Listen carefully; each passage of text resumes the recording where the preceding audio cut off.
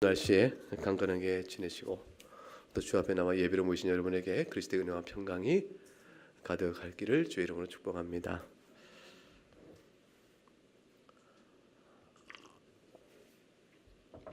교회는 2000년 교회사 속에서 항상 시끄러웠습니다.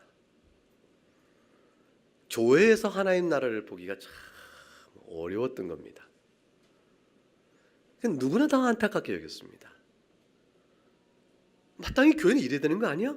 뻔히 다 알고 있는데, 근데 그것이 현실적인 열매로 드러나 그 향기가 가득한 그런 교회를 이루기가 얼마나 어려운지, 그 동방교회, 서방교회, 2000년 교회사 속에서 어디나 다 그래왔습니다. 겉보기에 평안해도 속들은 아프기도 하고 겉으로 시끄럽지 않으면 교회가 비교적 훌륭한 교회였던 것입니다. 그 이유는 개개인이 다 신자로 온전치 못해서 그러기도 하죠. 개개인이 부족한 신앙인들이 하나님의 말씀의 가르침은 어미롭고 그 도리가 선명한데 거기에 각각 미치기엔 너무 부족하니까 오직 그리스도의 은혜밖에 없는데, 근데 모여있다 보니 서로의 허물은 크게 보이고 자기의 자랑을 인정하기에 충분치 않고 아무튼 그렇게 되어져서 그러니 자연스럽게 시끄러운 것이 너무 당연한 일이지, 교회가 시끄럽지 않으면 이상한 이치에 어떻게 안 맞는 일일 수도 있게, 어떻게 보면 그렇기도 합니다. 성령 안에서 역사함이 약해졌다라고 하지만 그것이 성령 안의 역사가 교회 안에 가득하고 충만하려면 어떻게 해야 그렇게 될까요? 어떻게 해야 역사 존재하는 보이는 교회가 정말로 사랑과 화평과 진리 가운데 가득하고 충만한 향기가 드러나는 그런 교회일 수 있을까요? 우린 각각이 다 성화의 완전한 수준에 이를 만큼 많이 성장해야 될 겁니다. 그래서 사실 성경 읽다 보면 각곳 그 교회들마다, 신약성경에 나온 교회들마다 괜찮은 교회가 적고, 요한계시록 7교회 가운데서 겨우 필라델비아 교회와 서머나 교회 2교회 정도 칭찬이 있고 책망이 없고 그렇고, 다른 교회 5교회나 되는 훨씬 많은 교회들은 그렇게 책망이 많은 겁니다. 그래서 서머나 교회가 온전한 교회는 아니죠. 주님이 비교적 칭찬하신 것입니다. 결국 우리는 왜 그럴까를 한번 생각해 봐야 합니다. 왜 그럴까? 이제 한 가지 답이 나왔습니다. 우리 각각 개개인이 온전치 못하니 모여있는 무리의 모양이 온전치 못한 건 뻔하다. 그건 상식적 결론이 나왔습니다. 그런데 두 번째, 그렇다 할지라도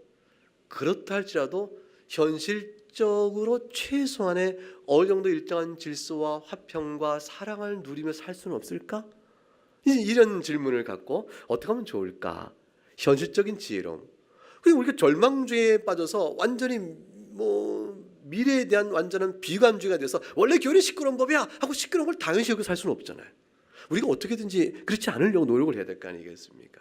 주님께서 어떻게 가르쳐 주실까요? 어떻게 그렇게 가르쳐 주실까? 오늘 본문이 거기서 아주 중요한 한 가지 대목을 가르쳐 주세요. 그것은 뭐냐면 신앙생활을 어떻게 해야 되느냐, 신앙이 좋다는 게 뭐냐, 이거가 관련된 거예요. 우리가 신앙이 좋다는 것을 어떤 일을 잘하는 것으로 생각하면 분명히 시끄러워집니다. 근데 신앙생활은 어떤 일을 잘하는 것에 있지 않고 어떤 일을 어떻게 하느냐에 있다는 사실을 초점을 맞추면 비교적 문제 상황이 부드러워집니다.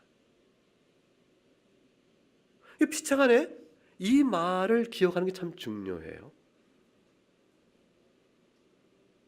어떤 일을 하느냐 자체가 아니고 그 어떤 일이든지 어떻게 하느냐가 더욱 중요하다. 이런 사실을 마음에 잘 갖고 있는 일이 굉장히 중요합니다.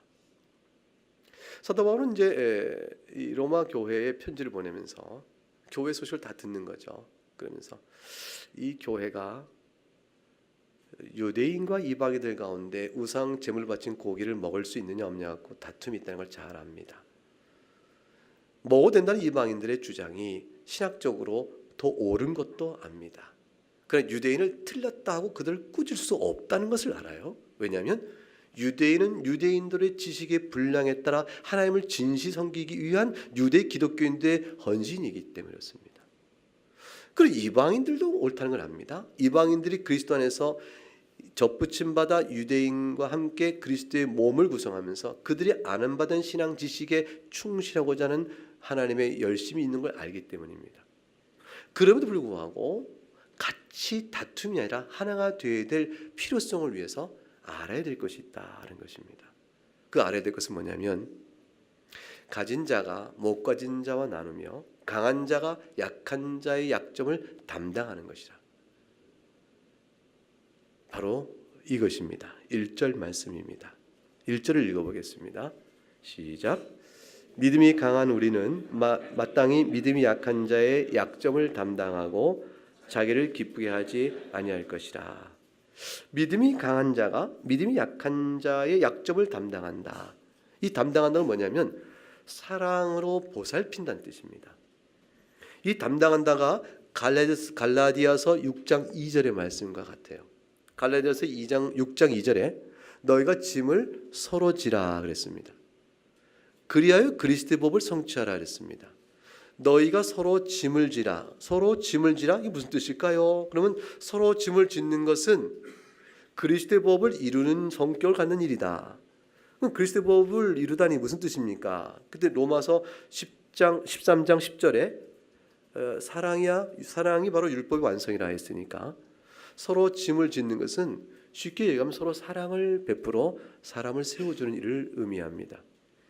피차간에 그렇게 서로의 짐을 지라는 말씀에 비추어 오늘에 적용해 보게 되면 믿음에 강한 사람이 믿음이 약한 사람의 약점과 짐을 짊어주는 것이 됩니다. 다시 말하면 믿음이 약한 사람이 실족하지 않도록 그 사람의 영적 유익을 위하여 참아주고서 참아주고 기다릴 걸 기다려주고 도와줄 걸 도와준다 그런 뜻이에요. 그러니까 여기는 참는 것, 기다림, 도움의 손길 이런 등등이 들어갑니다. 참고 기다림은 내면적인 것이요. 그리고 도움의 손길은 외적인 것이죠. 그렇게 해서 믿음이 강한 사람이 믿음이 약한 사람을 그렇게 대하도록 해라. 그것이 서로 짐을 지라는 말씀의 적용점이 되어집니다. 누가 믿음이 강한 사람, 누가 믿음이 약한 사람입니까? 이거는 어느 한 관점에서 보면 A가 강하고 B가 약할 수 있지만 그냥 관점을 달리 바꿔보면 이것이 바뀔 수도 있습니다. 절대적으로 강한 사람 모든 면에서 그런 성도는 아무도 없기 때문입니다.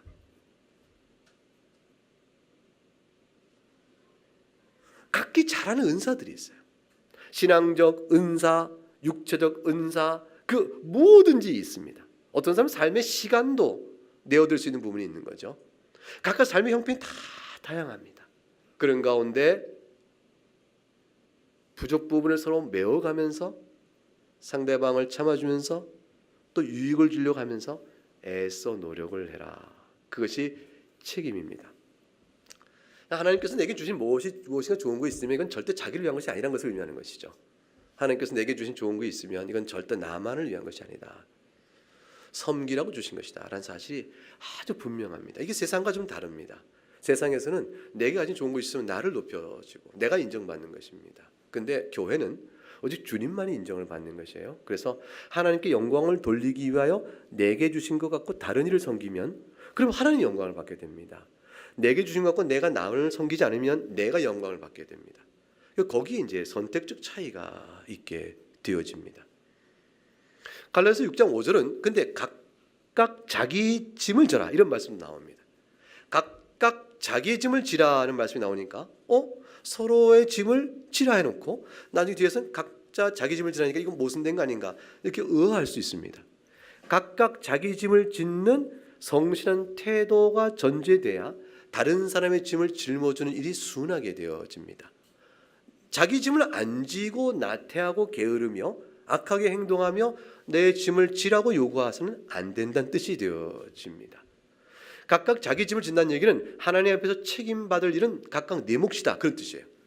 하나님께서 마지막 날에 각각을 대하실 때 하나님 앞에서 네가 어떻게 될 것이냐라는 것에 대한 중요한 책임적 문제는 네 몫이고 그 말이에요. 그러면 네 일은 네가 해야 된다. 그리고 더 나아가 서로 짐을 지라. 이렇게 되어집니다. 이게 별개의 문제 같지만 사실은 엮어보면 하나의 덩어리입니다. 각각 자기가 하나님 앞에서 어떻게 살았는가를 내놓아야 되는데 그 내놓는 것이 서로를 유익되도록 하는 것으로 살았으면 자기 짐을 다 지게 되어져요. 그러니까 서로를 위한 짐을 지는 일을 게을리해 보면 각자 자기의 짐도 안 진 것이 될 수 있어요. 왜냐하면 사랑의 측면은 사실은 각각의 짐이거든요. 그래서 교인에게 주어진 개인의 짐과 관계적인 짐이 이게 분리되지 않는다는 것입니다. 물론 맥주인 성경 읽기는 혼자 해야죠. 각각 내는 거죠. 연약한 자를 담당하기 위해서 당신 내 것 좀 이렇게 할 수는 없는 거죠. 그런 의미에서 각자 져야 될 짐이 있습니다. 그에 불구하고 사랑의 관점에서는 모든 것을 다 포함합니다. 그래서 2절 말씀은 1절과 달리 이렇게 표현된 걸 보시기 바랍니다. 2절 읽어볼까요? 시작. 우리 각 사람이 이웃을 기쁘게 하되 선을 이루고 덕을 세우도록 할지니라. 우리 각 사람이 이웃을 기쁘게 한다는 것은 서로 선하는 것이죠. 상호적이죠. 선을 이루고 덕을 세운다. 이게 상호적입니다. 근데 1절은 뭐라고 했냐면 믿음이 강한 사람이 약한 자의 약점을 담당하라 했습니다. 근데 2절은 상호적이 되어졌습니다. 결국은 무엇입니까? 믿음이 강한 약한 자가 어떤 점에서는 있지만 다른 점에서는 뭡니까? 바뀐다는 겁니다. 상호적인 것입니다. 서로 용납을 받고 살고 있다는 사실을 기억해야 됩니다. 그걸 더 좋은 표현으로 사랑을 받고 교회생활을 하는 겁니다. 우리 가운데 사랑을 받지 않은 사람은 아무도 없습니다. 자기가 그것을 알지 못하고 있는 것이죠. 이와 같은 주의 말씀을 권면하는 교회론적인 교훈에 있어서 사도 바울은 이제 성경을 보라고 말합니다. 성경이 4절이에요. 성경을 통해서 이와 같은 실천적 교훈의 명령에 대한 이치와 또 이걸 실현해갈 기회도 얻는다. 4절을 같이 읽어보겠습니다. 시작. 무엇이든지 전에 기록된 바는 우리의 교훈을 위하여 기록된 것이니 우리로 하여금 인내로 또는 성경의 위로로 소망을 가지게 합니다. 성경의 교훈은 교훈이라고 하는 말에 눈여겨보면 성경이 우리에게 알려주는 많은 내용들은 단순한 지식이 아닙니다. 모르겠습니다. 여러분 이제 우리가 법관이 되려면 율법전서를 다 익혀야 되겠죠. 율법전서를 다 익힌다는 것은 정보를 확실히 기억해 두는 것이고 또 상황별로 그 정보의 내용을 어떻게 조합하여 잘 판단을 내리는가를 알아야 될 것입니다. 그런데 경륜 있는 판사와 그렇지 못한 자의 차이는 무엇이냐면 수많은 사례를 통해서 그 율법전서의 법조항을 어떻게 적용해야 되는가에 대한 적용적 여유와 융통성이 있게 되고 무엇보다도 케이스별로 사례별로 각각의 놓인 사람을 생각하게 되는 법이 생기게 됩니다. 그쯤 되면 법정신을 이해하는 사람이다 이렇게 볼 수 있겠죠. 그럼에도 불구하고 그것은 철저히 정보적입니다. 근데 성경의 말씀은 사뭇 달라요. 어떤 학문의 공부와 사뭇 다른 게 뭐냐면 성경의 많은 정보는 지식의 정보가 아니고 전부 삶의 요구입니다. 그래서 성경의 모든 신앙적 지식은 전부 실천적 지식의 의미를 갖습니다. 그래서 개혁신학에서는 신앙적 지식은 곧 실천적 지식, 곧 경건 이렇게 요약을 합니다. 지식과 경건이 같은 의미를 갖고 있는 한 동전의 양면으로 봅니다. 그래서 머릿속으로 이해하는 지식과 풍부한 신학의 자랑이 아무 의미가 없어요. 경건으로 드러나지 않으면. 그런 것을 뭐라고 말하냐면 헛된 믿음이요 라고 사실 말하고 있는 거예요. 성경이. 열매를 맺도록 이끌어가는 경건의 열매의 유익성이 드러날 때야 그 믿음의 지식이 살아있는 믿음의 지식이 되어지는 것이요. 그렇지 못하면 헛된 믿음의 지식이 되어지는 것이죠. 성경에 나와 있는 뚜렷하고 알기 쉬운 이야기입니다. 이건 세상 사람들이 우리한테 얘기하죠. 되게 이제 아이가 먼저 교회를 나가고 엄마를 전도하려고 합니다. 엄마 교회 나가자. 야 시끄럽다. 예수 믿는 것이 똑바로 살게. 네가 그렇게 하면서 뭐나 너나 잘하라 야. 이렇게 말하는 말을 많이 들을 때 그 말은 뭐냐면 밖에서 볼 때 판단이 그거죠. 예수님 믿고 죄인들 고백하고 회개했다고 살아가는데 사는 게 왜 그러냐. 네 믿음은 내가 볼 때 헛되다. 열매가 없다. 그걸 바로 지적하는 거죠. 안 믿는 사람들은 믿는 사람들의 믿음의 양태를 보고 그거를 너무 잘 알아요. 너무 쉽게 알아버려요. 이게 감추는데 금방 들통나버려요. 그건 그렇습니다. 제가 미국에서 공부하는 도중에 교통사고를 당한 한 여자 전도사님의 뒤를 따라간 적이 있어요. 하는 여자분이 혼자 와서 공부를 하는데 이분이 제가 같이 모임을 갔다가 가는데 앞차가다가 금방 사고를 냈어요. 우회전하다가 이계적에서 이렇게 크로스로 좌회전하는 차를 신호를 무시하고 우회전하다가 그냥 부딪혀버린 거죠. 과실이 이쪽 100% 책임이 있습니다. 자, 부딪힌 차에서 내린 자, 피해자가 내렸습니다. 어떻게 행동을 할까요? 눈을 어디다 두고 다니냐? 생각이 있느냐? 그렇게 운전하려면 왜 차를 갖고 다니느냐? 이 차가 어떤 차인 줄 아냐? 막 화부터 내야 될 거로 기대가 되죠. 내리더니 이분 첫 마디가 뭐냐면 당신 몸 괜찮아요? 피해자인데 Are you okay? Are you okay?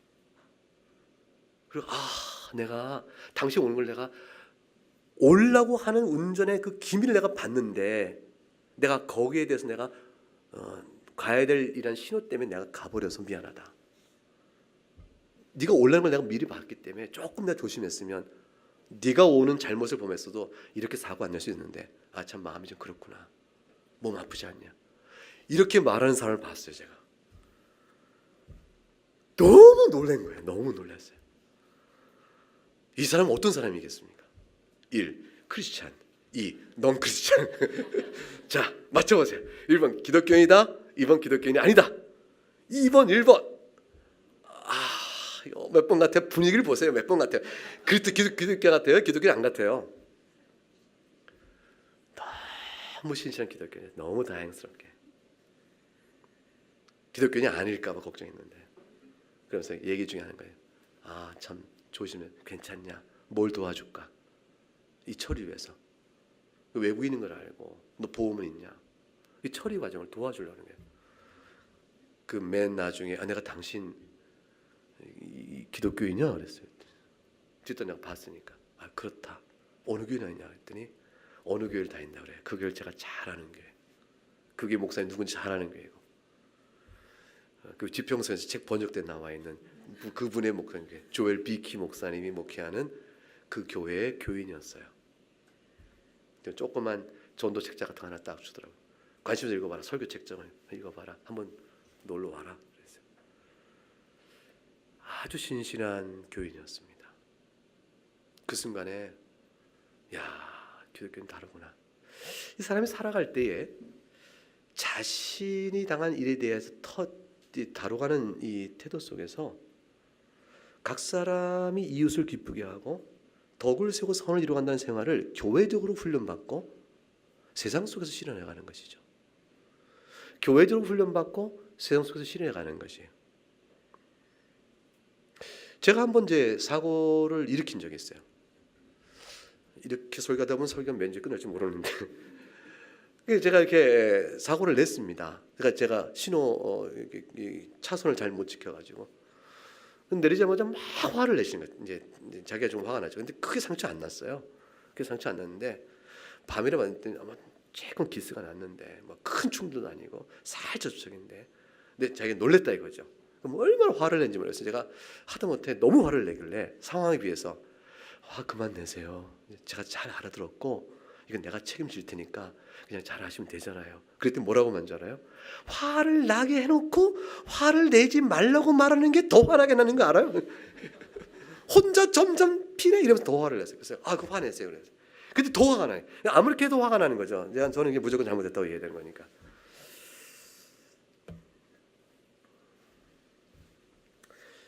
기독교인의 믿음이 어떠하신가? 그가 하나님의 영광을 돌리는 사람인가 아닌가는 쉽게 결정납니다. 금방 합니다. 아주 금방 합니다. 가족이 알고, 그래서 가족 전도가 어렵습니다. 그리고 누가 제일 많이 하면 교인이 잘합니다. 교인들은 피차간에 비교적 자주 만나게 돼. 일주일에 한 번씩 만나고 이런 일을 같이 하기 때문에 서로 다 잘합니다. 직장은 오히려 교회보다 쉬워요. 왜냐하면 이해관계에 있어서 서로 도와줘야 될 때가 있고 도움 필요할 때니까 참아내기도 합니다. 하나님께서는 교회가 시끄러운 줄을 너무 잘 아시는 거예요. 오늘 말씀 주신 겁니다. 믿음이 강한 자는 약한 자의 약점을 담당해라. 서로 이웃을 기쁘게 하고 선을 이루고 덕을 세워라. 그런데 그런 걸 위해서 할 수 있도록 하기 위해서 성경을 주었으니 성경을 읽고 잘 살피라. 성경의 지식은 이론적 지식이 아니요 실천적 지식이라. 다 경건이라. 그럼 뭘 배우는데요? 이 말씀 앞에서 성경을 통해 우리에게 뭘 주시려고 이 말씀을 권면하며 말씀하실까요? 성경을 통해 주시는 건 4절에 나와 있는 세 가지 단어를 찾아보세요. 세 가지 단어 얼른 찾으세요. 무엇이든지 전에 기록된 바는 우리의 교훈을 위하여 기록된 것이니 우리로 하여금 인내로 또는 성경의 위로로 소망을 가지게 함이라. 성경을 통해 우리에게 주고자 하시는 세 가지 내용, 단어 세 개 각각 두 글자 되어 있습니다. 뭘까요? 첫째 인내, 두 번째 뭡니까? 위로, 세 번째 뭐예요? 소망. 이 세 가지를 성경에서 배우게 되므로 이것을 실천해 갈 수 있는 힘이 생긴다는 것입니다. 하나님께 잘 아세요. 인내가 요구된다는 것을, 오래 참음이 필요하다는 것을, 기다려야 한다는 것을, 부딪혀야 한다는 걸 알고 계십니다. 우리가 이 사랑의 건덕, 서로의 영적 유익을 위하여 행하려면 우리는 속이 끓어야 돼요. 너무 속이 막 빠져 끓고 스트레스가 쌓이고 힘든 일을 겪어야 합니다. 이게 자연스러울 수가 없어요. 우리는 다르니까. 왜 이래? 손해 감정이 생기거든요. 억울하거든요. 도대체 왜 이러는 거야? 나만, 너는 뭔데? 이런 생각이 들어서 항상 이 판단이 우리 속을 부글부글 끓게 합니다. 그러니까 속이 아프고 힘들고 오래 참고, 그 다음에 인내 속에 뭐가 있냐면 기다림이란 전제예요. 기다려줘야 한다는 것이. 오래 참고 기다려줘야 한다. 근데 이것은 선생 노릇해보거나 자식 농사해보면 금방 압니다. 얼마나 속썩이는지. 이거 오래 참지 못하고 기다리지 못하면 자식 농사 망치는 거죠. 화를 내고 막 얼굴 뽀개지고 자식을 맨날 이래 보세요. 그 자식이 제대로 되나? 절대로 바로 안 되죠. 그러니까 결국 자식 농사는 어떤 잔소리 소용없는 겁니다. 이해해주고, 그러니 여기까지구나, 좀 더 기다려주지, 어떠니, 이거 외에는 방법이 없습니다. 초달과 책망을 하지 말란 얘기냐? 초달과 책망을 해야 합니다. 옳고 부름을 잘 봐야 합니다. 그러나 인내와 기다림이 없이 초달과 책망을 하는 것은 자기의 주장으로 애를 몰아서 그런 것밖에 안 됩니다. 교회에서 우리 아이들이 잘 자라겠죠. 5학년, 6학년 때까지 잘 자라가 중학교 올라가서 이상해집니다. 그럴 때가 된 거예요. 세상에 제일 무서운 게 중학교 2학년이니까. 어떻게 하겠어요? 아이가 답을 찾아갈 때까지 따뜻하게 참아줘야 하고 기다려줘야 합니다. 그리고 바른 말씀의 가르침이 잔소리와 정죄가 되지 않게 해야 합니다. 아이는 압니다. 옳은 줄은. 그러나 받기 어려워 힘들어하고 있는 것이. 그 심령을 헤아려 손잡고 기도해주고 두들겨주고 그러면 됩니다. 그런 넉넉한 이해가 없으면 못하듯이, 좋은 선생 되기 어렵듯이, 성도 마찬가지도 서로 간에 그러한 것이죠. 그래서 그 인내를 하는데 이게 너무 힘드니까 인내를 할 수 있도록 하나님께서 우리에게 위로를 주시는데 성경 안에서 발견하는 겁니다. 아, 먼저 믿은 자들이 이렇게 와서 이렇게 됐구나. 하나님께 살아계셔서 섭리 가운데 역사하시구나. 하나님의 손길을 믿고 위로를 받아 누리게 되고, 그리고 훗날에 뭘 하실 분? 믿음의 성도를 모아 칭찬하실 분인 줄 믿고 소망의 주님을 바라보며 있는 것. 그래서 인내와 기다림이죠. 그리고 위로와 그리고 소망, 이 세 가지를 마음에 딱 심고 있으면서 이 말씀에 순종해 한평생 나그네 길 속에 교회를 이루어가면서 주를 영화롭게 하는 것입니다. 이것은 우리에게 어떤 내면적 도를 닦기 위한 인격적 함양의 요구가 아닙니다. 단순히 그런 목적이 아니에요. 기독교 신앙이 이렇게 하는 것이 무슨 인격 수양을 다 해서 거룩한 자가 되어 그래서 남들이 볼 때 얼마나 너 훌륭한 자를 또 보게 하라. 그래서 우리가 얼만큼 내면의 인격 수양을 잘해서 다른 사람이 존경받을 만한 좋은 사람인가를 드러내라. 여기 있는 것이 아니고 신앙의 목적이 이렇게 할 때 우리가 그렇게 바라는 여러분 마음속에 그렇게 바라는 한 가지 하나님께서 여러분이 그렇게 말해주길 바라죠. 뭐예요? 내가 너로 인하여 영광을 입었다. 여러분 그 말보다 감사하고 기쁜 게 어디 있어요? 훗날에 하나님 앞에 섰을 때 하나님께서 내가 너로 인하여 영광을 받았다. 이 말 듣고 싶지 않으세요? 이거보다 더 값진 인생의 또 믿음의 상급이 어디 있을까요? 네가 그날에 무릎을 꿇고 눈물로 기도할 때 내가 영광 받았다. 언제요? 네가 잘했을 때. 여러분 업적을 냈을 때도 하나님 영광 받죠. 불모지가 복음을 전하다가 순교해요. 하나님 영광 받죠. 직장 믿는 사람 없는데 막 복음도 살려고 해요. 불효과 탈의하지 않아요. 그 때문에 욕을 좀 먹어요. 하나님 영광 받으시죠.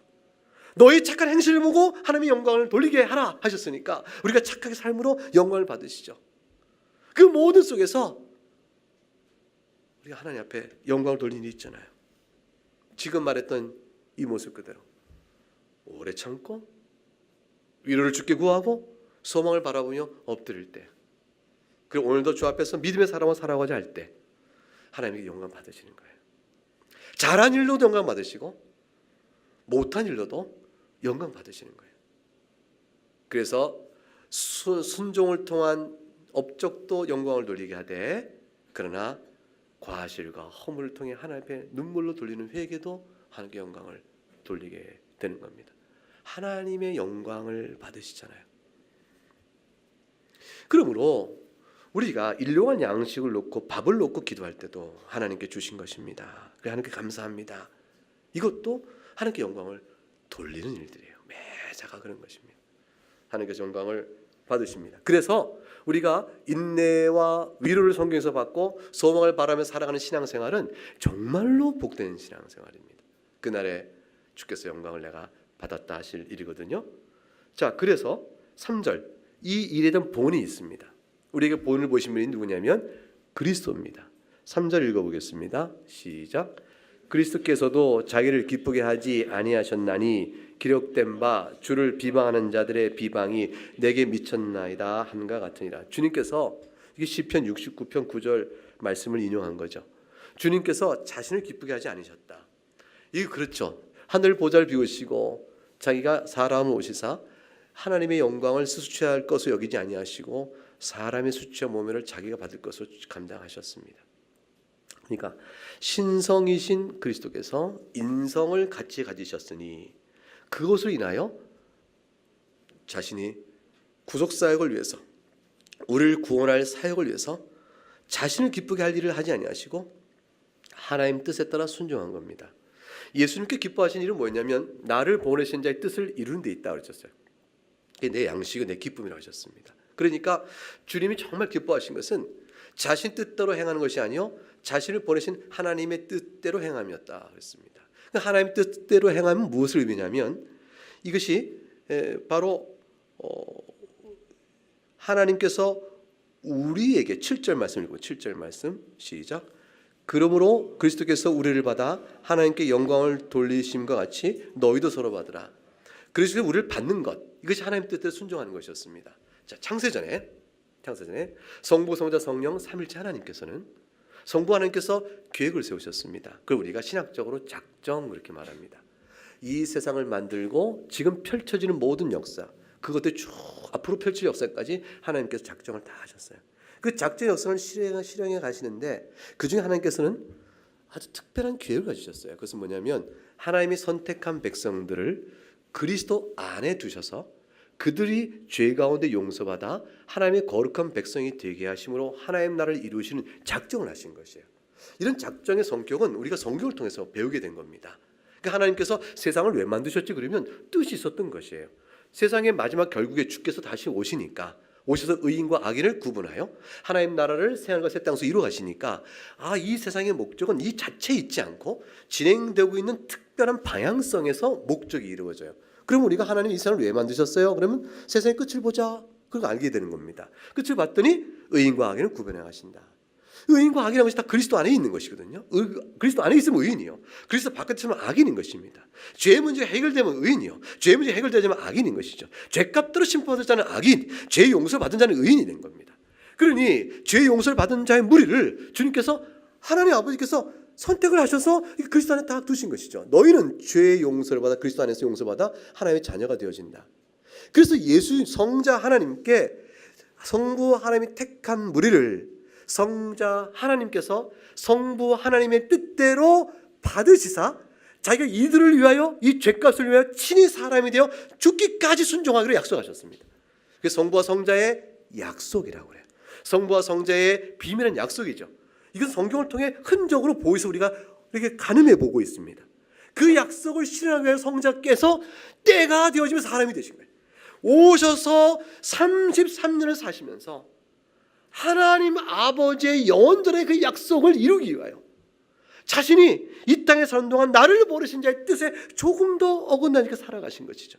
그래서 하나님께서 택하여 주신 그 영혼들 우리예요. 우리를 받으시는 거예요. 그 받으시는 행위가 하나님 뜻에 순종하니 그 뜻을 세우신 자의 영광을 높여드리는 것이 되어집니다. 예수님께서는 그래서 이 땅에 사는 동안에 순종으로 하나님께 영광을 돌린 겁니다. 그처럼 7절 하반절에 너희도 서로 받으라 그랬습니다. 그처럼 너희도 서로 받으라. 그것은 뭐냐면 너희도 서로 받으면 어떤 일이 벌어질까요? 하나님께 영광을 돌리는 일이 벌어진다는 것입니다. 서로 받으면 하나님께 영광을 돌리는 일이 벌어집니다. 그래서 하나님께 영광을 돌리고 싶으면 인내하시고 위로받으시면서 이렇게 서로 돌아보세요. 서로 받으세요. 서로 받으시면 하나님께 영광이 돌려져요. 하나님께 그거 하나 다 일일이 기억하신다는 겁니다. 다 기억하세요. 마음씀 하나, 마음에 부딪히 돌아서 하나님께 기도했던 것, 하나님 힘들어요, 너무 힘들어요. 그래도 그 기도한 것 하나님 다 받으세요. 다 기억하십니다. 그래서 5절과 6절 말씀 읽어보겠습니다. 시작. 이제 인내와 위로의 하나님이 너희로 그리스도 예수를 본받아 서로 뜻이 같게 해주사 한 마음과 한 입으로 하나님 곧 우리 주 예수 그리스도의 아버지께 영광을 돌리게 하려 하노라. 인내와 위로의 하나님, 무슨 말씀이죠? 인내하는 줄을 아시는 하나님께서 또한 위로를 주시는 하나님이시죠. 하나님 자신께서는 우리의 인내를 다하시고 또 위로를 주시는 하나님이신데 그걸 통해서 소망을 가지고 예수님을 본받아. 예수님을 본받을 수 있나요? 예수님은 하나님으로서 인간이 되셨고 또 성령의 완전한 충만함을 이루신 분이기 때문에 우리가 감히 본을 따라 행할 수 없는 높은 또 깊은 수준의 거룩성을 이루셨죠. 우리가 예수님이 하나님 아버지의 뜻에 순종한 것처럼 우리도 순종할 수는 결코 없습니다. 그렇기 때문에 예수님은 우리가 본받을 대상이라는 말에 거부감 느끼는 분이 있어요. 안 될 일을 왜 말하느냐. 예수님은 우리의 허물을 용서하시는 구원의 주님이시지 우리의 본이 대상이 아니다라고 퍼직된 분이 있어요. 극단적 견해입니다. 반대로 예수님은 우리의 본이 되실 분이다. 그분을 본받아 우리가 구원을 받는다 그러면 그 극단적 견해입니다. 우리가 어떻게 예수님을 본받아 구원에 이르겠습니까? 근데 어떻게 예수님이 우리의 구원하신 분이지만 본이 대상이 아니라고까지 말할 수 있을까요? 이건 성경적 원리 틀리죠. 적당한 수준에서 우리 눈에 맞춘 본이 대상이 됩니다. 그래서 성경 뭐라고 말하냐면 사도 바울이 너희는 나를 본받으라. 응? 당신을 왜 본받아야? 내가 주님을 본받은 것처럼.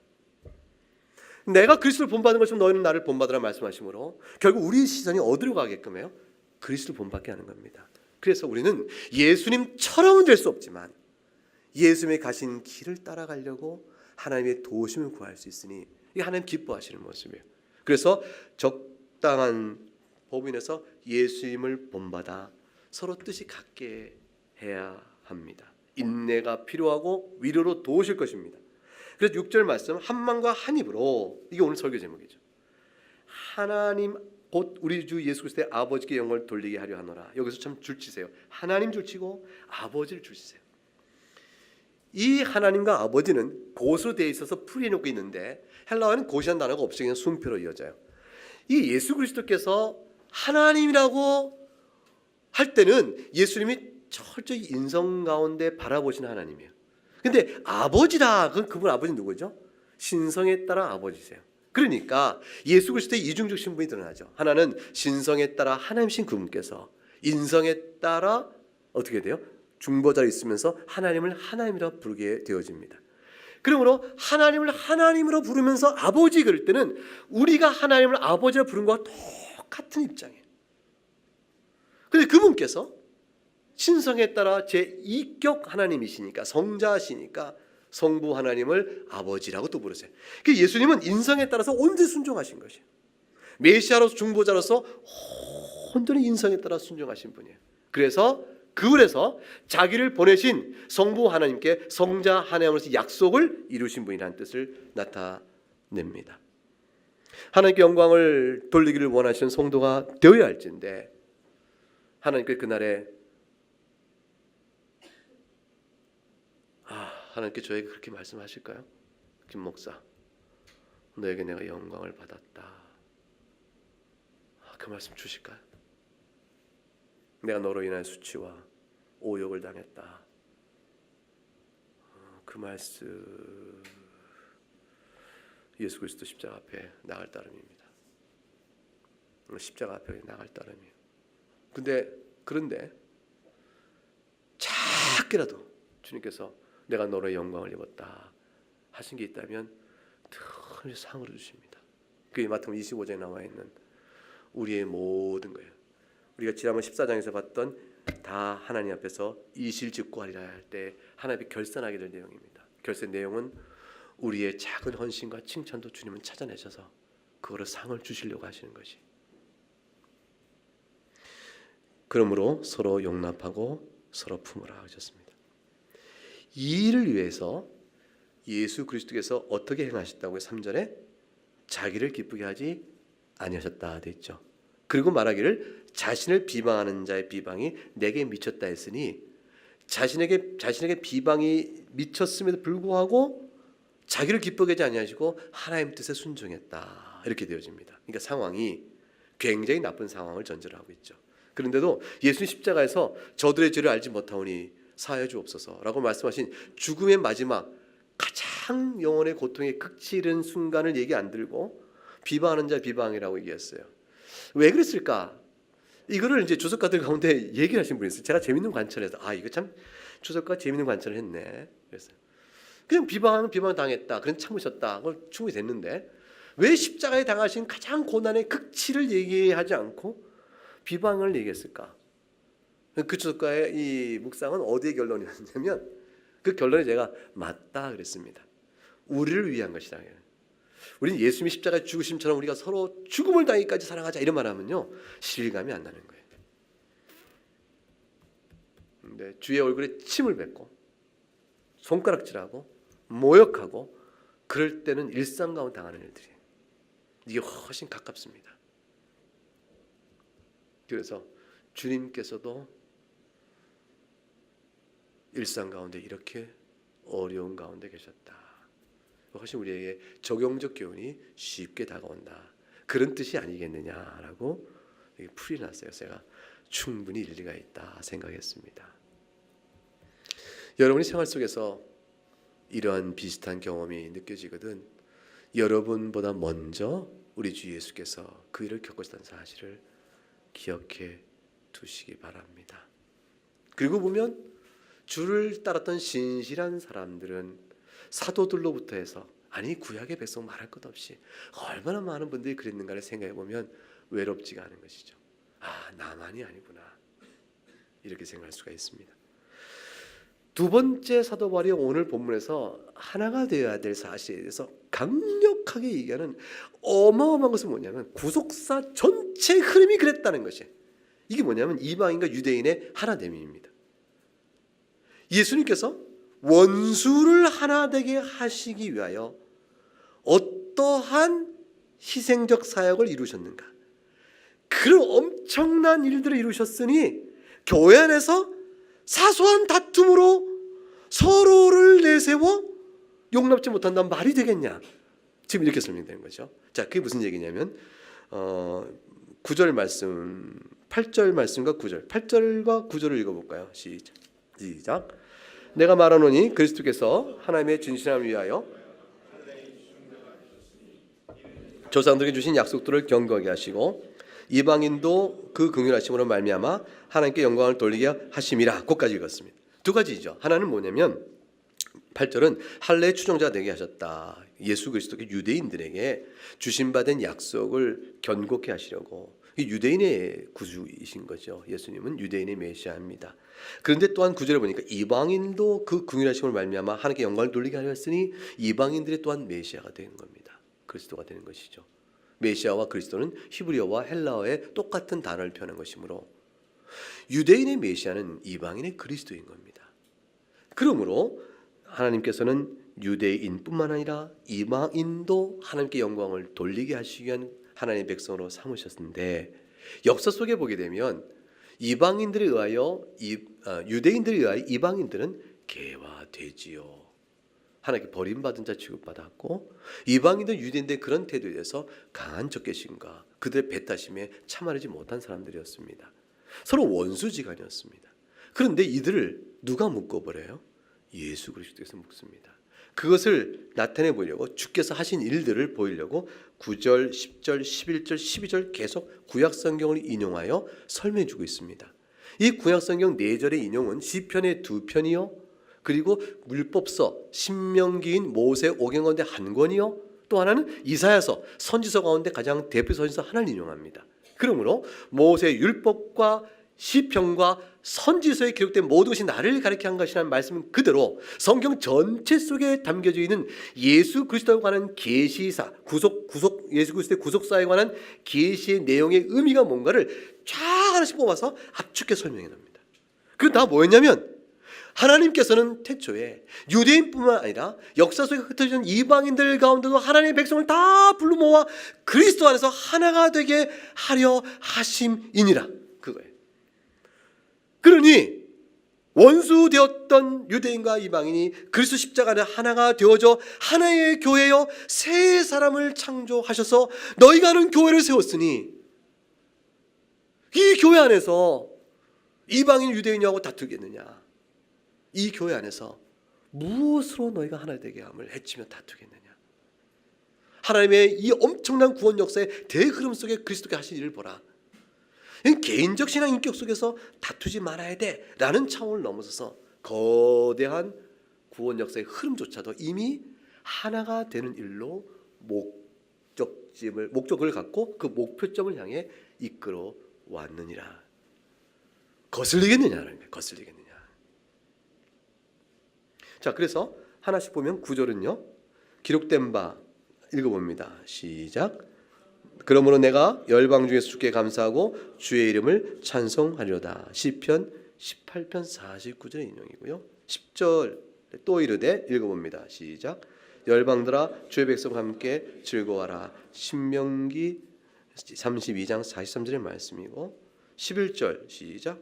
또 모든 열방들아 주를 찬양하며 모든 백성들아 그를 찬송하라. 시편 117편 1절. 2절밖에 안 돼요. 시편 117편은. 근데 그 중에 한 절입니다. 이사야서가 이르되 시작. 이새의 뿔이 곧 열방을 다스리기 위하여 일어나시는 이가 있으리니 열방이 그에게 소망을 두리라. 자꾸 보면 이걸 실행하신 분 12장의 예언적 메시지를 두고 앞에서는 하나님의 구원 사역에 큰 의미를 풀어줍니다. 열방 중에서 하나님을 감사하는 찬송이 있게 하실 것이라. 10절 그를 열방들아 초대합니다. 주의 백성과 함께 즐거워하자. 11절 모든 열방들아 주를 찬양하며 모든 백성 그를 찬송하라. 이 모든 열방 모든 백성 같은 뜻입니다. 그러니까 11절 말씀은 이방인들이 독립적으로 찬송하는 것까지 포함되죠.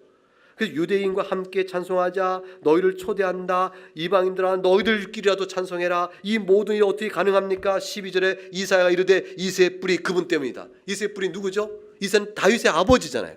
다윗의 아버지니까 이세의 뿌리는 다윗을 의미하고 열방을 다스리게 일어나신 이는 다윗 자체일 뿐 아니라 다윗의 후손 오실 그분을 가리키는 것이라. 이 다윗의 후손 오실 그분 누구죠?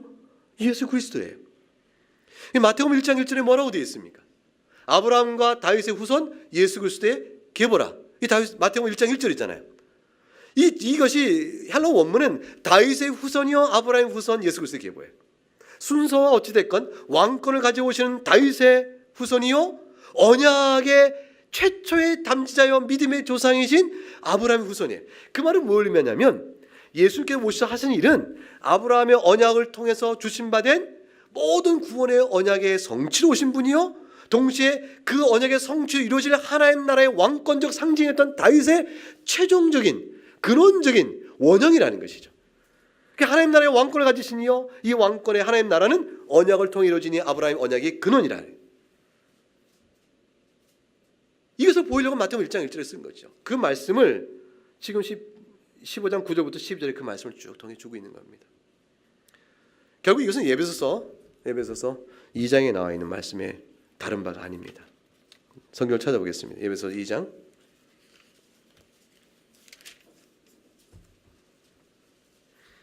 11절부터 18절까지 말씀을 한 절씩 나누어 교독하겠습니다.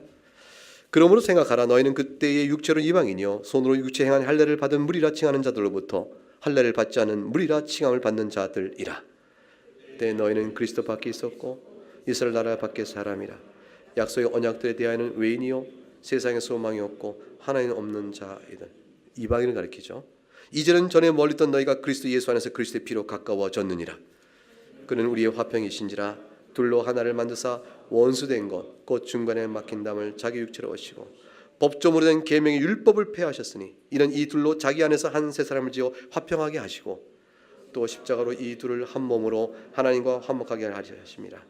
원수된 것을 십자가로 소멸하시고 또 오셔서 먼 데 있는 너희에게 평안을 전하시고 가까워 있는 자들에게 평안을 전하셨으니 이는 그로 말미암아 우리 둘이 한 성령 안에서 아버지께 나아감을 얻게 하려 하십니다. 한 성령 안에서 이방이나 유대인이나 다 아버지께 나아가게 함을 얻게 하려고 하시니라.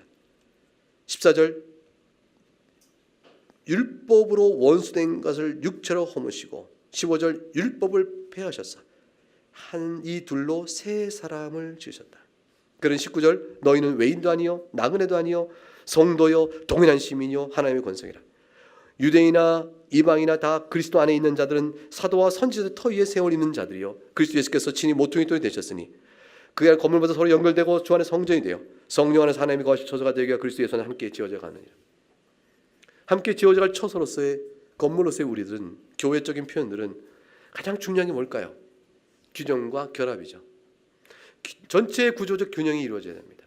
구조역학이 필요한 것이죠. 구조역학적으로 어긋나면 무너지게 되어 있습니다.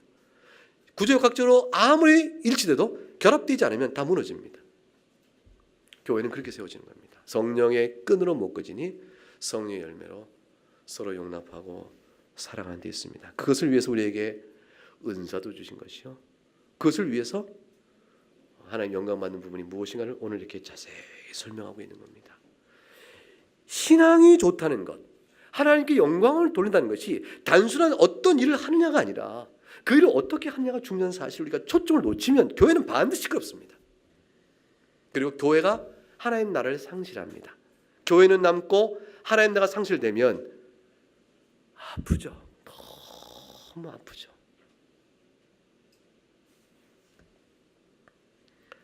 결론을 짓겠습니다.